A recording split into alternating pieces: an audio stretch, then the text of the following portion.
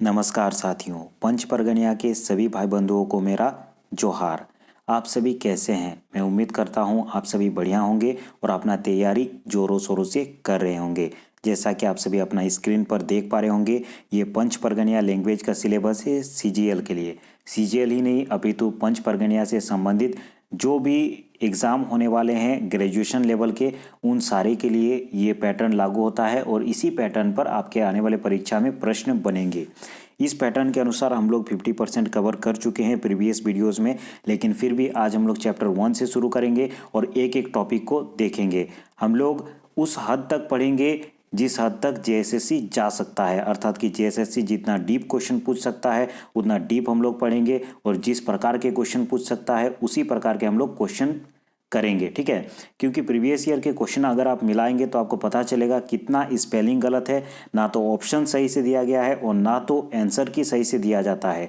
तो उन सारी चीज़ों को हम लोग ध्यान में रखकर पढ़ेंगे और जानेंगे कि आपके आने वाले परीक्षा में किस किस प्रकार का कॉम्प्लिकेशन हो सकता है और किस प्रकार उसको हम लोग डील कर सकते हैं। ठीक है, तो चलिए आज के इस वीडियो को शुरू करते हैं। आज के पहला टॉपिक पे आते हैं संज्ञा। संज्ञा इससे पहले भी हम लोगों ने पढ़ चुका था, लेकिन आज हम लोग तीनों ही ग्रामर को साथ में लेकर के चलेंगे, अर्थात कि परमानंद महतो, चंद्रमोहन महतो और करमचंद आहिर, इन तीनों ही ग्रामर को साथ में लेकर के चलेंगे और साथ में लेकर डील करेंगे और जानेंगे कि आपके आने वाले परीक्षा में किस प्रकार के प्रश्न बनेंगे, प्रीवियस ईयर में किस प्रकार के प्रश्न बने थे। वीडियो को शुरू करने से पहले अगर आपने अभी तक चैनल को सब्सक्राइब नहीं किया तो इसे जरूर सब्सक्राइब कर दे। अगर वीडियो को लाइक नहीं किया है तो इसे जरूर लाइक कर दे।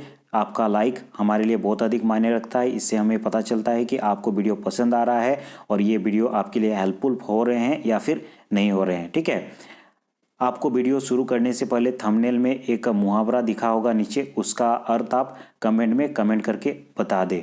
चलिए आज की इस वीडियो को शुरू करते हैं और आज के पहले टॉपिक पे आते हैं संज्ञा। ठीक है, सबसे पहले करमचंद आहिर के अनुसार जानेंगे, उसके बाद हम लोग चंद्रमोहन महतो और परमानंद महतो के अनुसार देखेंगे। सबसे पहले आते हैं करमचंद आहिर के अनुसार संज्ञा काके कहल जायला। कोनो चीज, जीव जंतु, नदी, जायगा, पहाड़, दिन, भाव इत्यादि के नामटाके संज्ञा कहल जायला। कोई वस्तु, जीव जंतु, नदी, जायगा, पहाड़, दिन, भाव, इन सब के नाम को हम लोग संज्ञा कहते हैं, अर्थात किसी भी प्रकार के नाम को हम लोग संज्ञा कह सकते हैं। जैसे उनकी सलाई, बूट, गुड़, चिवड़ा, दूध, दही, लुगा, कांथा, कांची, राड़ू, सोबरनखा, हिमालय, गंगा, जमुना, पांच परगना, मायनो, चील, गिद्ध, कौवा, मूसा, भालू, हाथी, नींद, भूख, प्यास इत्यादि। एग्जाम्पल को याद रखेंगे, एग्जाम्पल से ही आपके परीक्षा में प्रश्न बनते हैं, तो इन सबको अच्छी तरीके से याद रखेंगे। ठीक है, आगे चलते हैं। संज्ञा केर कोयटा भेद होयला, याद रखेंगे।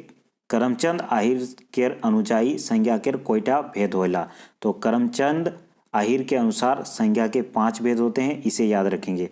और एक चीज़ यहाँ पे याद रखने की आपको आवश्यकता है कि अगर आपके परीक्षा में किसी राइटर का नाम न दिया रहे और केवल ये पूछा जाए कि संज्ञा केर कोयटा भेद होयला, तब आप कहेंगे 5 भेद होता है। ठीक है, लेकिन अगर आपके परीक्षा में किसी राइटर का नाम दिया रहेगा, जैसे कि परमानंद महतो के अनुसार 3 भेद होता है और चंद्रमोहन महतो के अनुसार 2 भेद होता है। ठीक है, लेकिन एक चीज़ याद रखेंगे कि अगर राइटर का नाम ना पूछे तो संज्ञा के कितने भेद होते हैं? 5 भेद होते हैं। ठीक है, क्योंकि झारखंड है, जेएसएससी है, यहाँ कुछ भी हो सकता है और बाद में जेएसएससी मानने के लिए आपको एक क्वेश्चन के लिए लगभग 1200 जैसा आपको पेड करना पड़ता है। ठीक है, उसको अगर आप चैलेंज करते हैं तो इसीलिए आप इसी हिसाब से चलेंगे कि अगर आपके परीक्षा में इस प्रकार का प्रश्न बनता है कि संज्ञा केर कोयटा भेद होला और उसमें आपको राइटर का नाम नहीं दिया रहेगा तो उसमें 5 भेद करके आएंगे, आपका आंसर सही होगा। ठीक है, तो करमचंद आहिर के अनुसार 5 भेद है, इसे याद रखेंगे। जातिवाचक संज्ञा, व्यक्तिवाचक संज्ञा, द्रववाचक संज्ञा, समवाचक संज्ञा और भाववाचक संज्ञा। ठीक है, पहला जातिवाचक संज्ञा। जोन संज्ञा टाकेर नाम ले ले संपूर्ण जाति भोर केर बोध होइला सेटाके जातिवाचक संज्ञा कहल जायला। जिस संज्ञा से संपूर्ण जाति का बोध होता है उसे हम लोग जातिवाचक संज्ञा कहते हैं। जैसे उनकी कुकुर केर पूंछ बाको होइला, यहाँ सोब कुकुर केर पूंछ बाको होइला। यहाँ पे जो कुकुर है ये संपूर्ण जाति का बोध करा रहा है, इसीलिए जातिवाचक संज्ञा हो जाएगा। इसी प्रकार जैसे कि गाय, लोग, भालू, ये सब जातिवाचक संज्ञा है जो कि संपूर्ण जाति का बोध करा रहे हैं। ठीक है, वीडियो को पॉज करें और सभी आप जितने भी एग्जाम्पल है उसे अच्छी तरीके से पढ़ ले। एग्जाम्पल से ही आपका परीक्षा में प्रश्न बनता है। किसी भी प्रकार का पेड कोर्स आपको खरीदने का ज़रूरत नहीं है, ठीक है। आप एग्जाम्पल अच्छे से करके जाइए। तीनों ग्रामर का, आपका ग्रामर से जितने भी क्वेश्चन आता है, ग्रामर से लगभग 18-20 क्वेश्चन आता है, सारे क्वेश्चन आपका करेक्ट होके आ जाएगा, ठीक है। करेक्ट करके आप आ जाइएगा। सेकेंड है व्यक्तिवाचक संज्ञा। जे संज्ञा टाले कोनो खास आदमी, नदी, पहाड़, दिन, महीना, नक्षत्र, गांव या शहर इत्यादि के बोध होला उठा के व्यक्तिवाचक संज्ञा कहल जाएला। व्यक्तिवाचक संज्ञा अर्थात कि जिस संज्ञा से किसी खास व्यक्ति, किसी खास नदी, किसी खास पहाड़ या फिर किसी खास दिन, महीना या फिर नक्षत्र, गांव इत्यादि में से किसी का बोध होता है तो उसे हम लोग व्यक्तिवाचक संज्ञा कहते हैं। जैसे कि रमेश घोरे नाके नेके, के घोरे नेके रोमेश, अर्थात कि के कौन दे करके अगर हम लोग क्वेश्चन पूछते हैं, जो आंसर आता है उसी को हम लोग व्यक्तिवाचक संज्ञा कहते हैं। अर्थात किसी खास व्यक्ति का यहाँ पे बोध होना चाहिए, ठीक है, उसे हम लोग व्यक्तिवाचक संज्ञा कहते हैं। एग्जाम्पल इसका भी देख लीजिएगा आप। द्रव्यवाचक संज्ञा। द्रव के माने होला चीज चाहे वस्तु। द्रव का क्या मतलब होता है? कोई चीज या फिर वस्तु। जे संज्ञा टाले कोनो चीज या वस्तु के बारे पता चलेला सेटा के द्रव्यवाचक संज्ञा कहल जाएला। जिस संज्ञा से किसी वस्तु या फिर किसी चीज का पता चलता है उसे हम लोग द्रव्यवाचक संज्ञा कहते हैं। जैसे कि धान, चाउर, चिवड़ा, पीठा, लुगा, ये सब एग्जाम्पल है द्रव्यवाचक संज्ञा का। इसे आप अच्छी तरीके से देख लीजिएगा, ठीक है। नेक्स्ट है समूहवाचक संज्ञा। समूह के माने होला सांगी, एक कुथा या फिर हुडी। समूह का मतलब होता है एक समूह में जो चीज रहता है उसी को हम लोग समूहवाचक संज्ञा कहते हैं। जे संज्ञा टाले कोनो भीड़, कुधा, उड़ी चाहे जमा होल जनाइला सेटा के समूहवाचक संज्ञा कहल जाएला। जिसमें किसी भीड़ का होना या फिर कोई हुंडी होना या फिर कोई कुधा या फिर किसी जगह पे जो जमावड़ा होता है उसको हम लोग समूह कहते हैं और उसी से जो संज्ञा बनता है उसे हम लोग समूहवाचक संज्ञा कहते हैं। जैसे उनकी बाजार में बहुत सारा भीड़ लगता है, बहुत सारा आदमी आते हैं, ठीक है, उसको हम लोग समूहवाचक संज्ञा कहेंगे। मीटिंग में एक आदमी से तो मीटिंग होता नहीं है, ठीक है, मीटिंग मतलब बहुत अधिक आदमी होते हैं तो वो समूहवाचक संज्ञा हो गया। बारात में भी एक आदमी तो बारात जाता नहीं है, बहुत समूह में जाता है तो बारात भी समूहवाचक संज्ञा हो गया।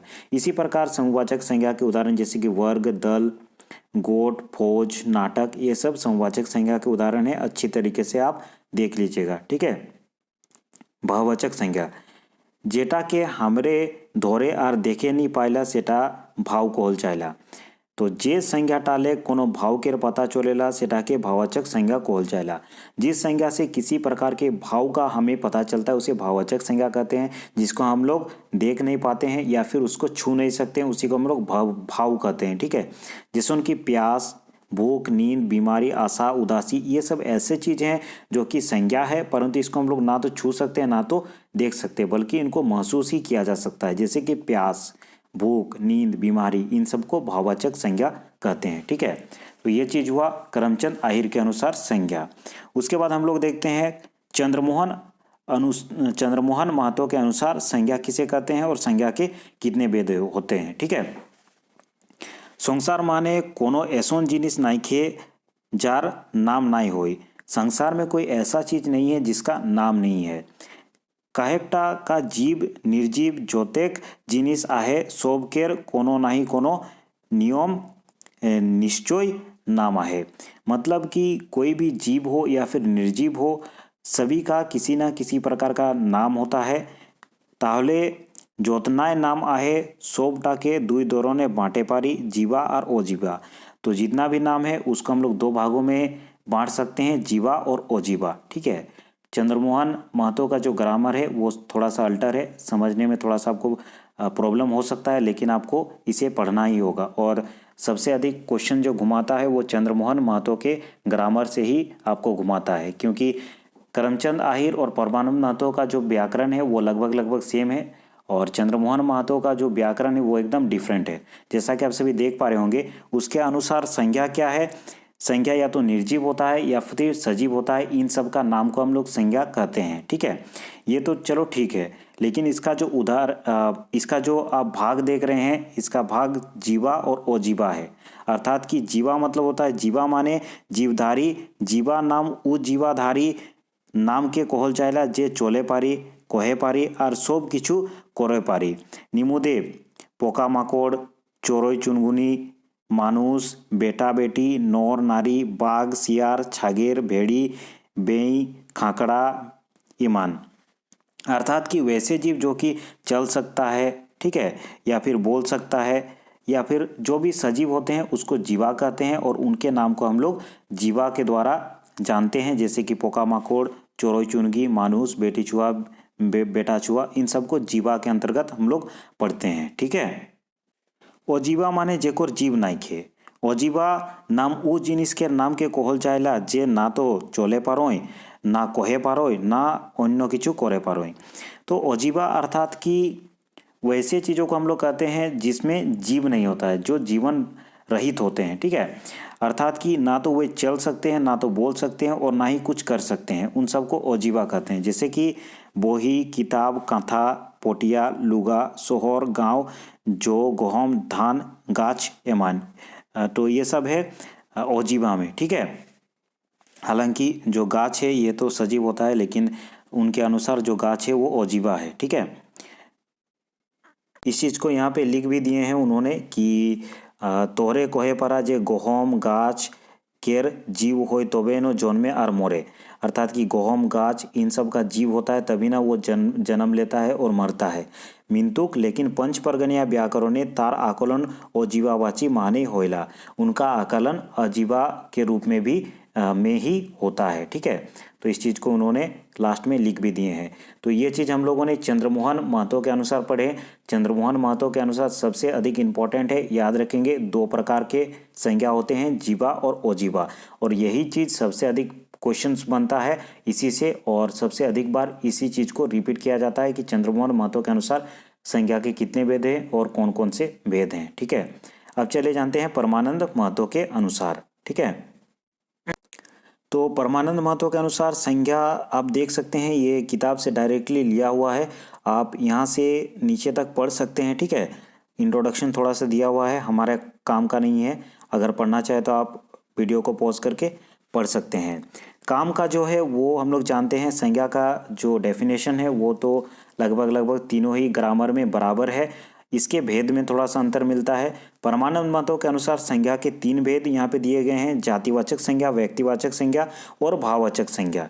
तीनों को जानते हैं। जातिवाचक के उदाहरण, जातिवाचक के जो उदाहरण है वो दिए गए हैं, किताब, घर, पहाड़, आम, कोलम, घोड़ा, ये सब जातिवाचक संज्ञा है। ठीक है।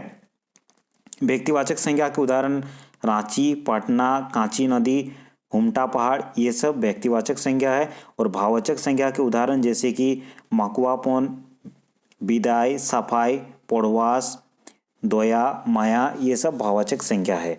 तो परमानंद मतों के अनुसार तीन प्रकार के संज्ञा होते हैं, कौन कौन से? जातिवाचक संज्ञा, व्यक्तिवाचक संज्ञा और भाववाचक संज्ञा। यही हमारा इंपॉर्टेंट है और बाद बाकी चीज़ों का आप पढ़ सकते हैं। ठीक है। पेठिया, मेला, सभा, भीड़ जो अंग्रेजी में समूहवाचक है, ये पंच परगनिया में जातिवाचक माने जाने चाहिए, तथा रामपुर बाजार, सोतीघाट मेला, जोईदा मेला आदि व्यक्तिवाचक संज्ञा। ठीक है। लोहा, पितौर, सोना, चांदी, पानी, तेल, चीनी, दाल जो अंग्रेजी में द्रव्यवाचक हैं, ये पंच परगनिया में जातिवाचक के अंतर्गत ही माना जाना चाहिए। ठीक है। उसके बाद लास्ट में कहा गया है, यह केवल मेरे विचार हैं, विद्वानों के विचार और भी हो सकते हैं। पंच परगनिया में इस प्रकार के विचार, अर्थात कि वो लास्ट में लिख दिए हैं परमानंद मतों कि ये मेरा विचार है कि जो संज्ञा के भेद होना चाहिए वो तीन ही भेद होना चाहिए, अन्य जो भी विद्वान हैं उनका मत अलग अलग हो सकता है। ठीक है। तो इन चीज़ों को हम लोगों ने जाना। परमानंद महतो के अनुसार तीन भेद होते हैं, करमचंद आहिर के अनुसार 5 भेद होते हैं, और चंद्रमोहन के अनुसार कितने भेद होते हैं? 2 भेद होते हैं, जीवा और अजीवा। ठीक है। तो इन चीज़ों को अच्छी तरीके से देख ले। अगले वीडियो में हम लोग फिर से मिलते हैं और जो भी टॉपिक सिलेबस में होंगे उसको हम लोग कंप्लीट करेंगे। अगर आपको किसी भी प्रकार का बुक का PDF चाहिए तो नीचे व्हाट्सएप नंबर आपको मिल जाएगा, उसमें कांटेक्ट कर सकते हैं। अगर आपने अभी तक वीडियो को लाइक नहीं किया है तो इसे ज़रूर लाइक कर दे, लाइक हमारे लिए बहुत अधिक इम्पोर्टेंट है। अगर आपने अभी तक चैनल को सब्सक्राइब नहीं किया है तो इसे ज़रूर सब्सक्राइब कर दे। धन्यवाद। अगले टॉपिक में हम लोग फिर से मिलते हैं।